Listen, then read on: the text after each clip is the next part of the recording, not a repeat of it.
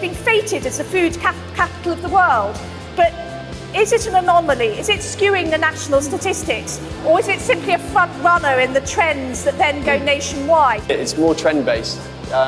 There's clear places where you go that place does this or that place does that, and that might be a lobster place or a high-end seafood place, or it might be a cheese place. That kind of agglomeration, which is why London is so successful and so brilliant at kind of everybody getting involved and kind of trying to out-better each other.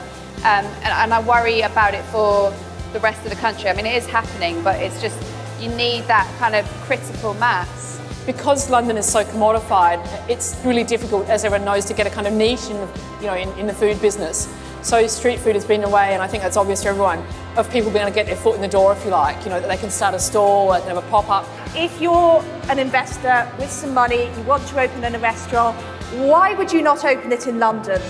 It feels a little bit like a lot of these bigger companies and big landlords are just using smaller businesses to kind of give maybe their areas kudos, because they realise that if they just can continue to develop these central parts of London, eventually nobody who wants to seek out anything interesting is going to go there, and then pretty much the only money that's spent there is either going to be money from tourism, or people coming in from other parts of the country.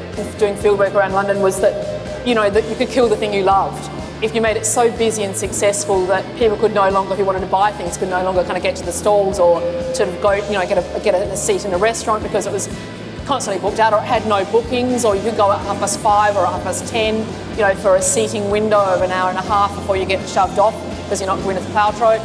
I just think there's too much centering around selling the concept, and not enough spent on just making people feel good when they walk through your door.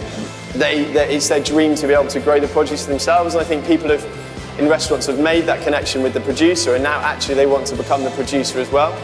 And I think that's going to continue as a trend over the next few years.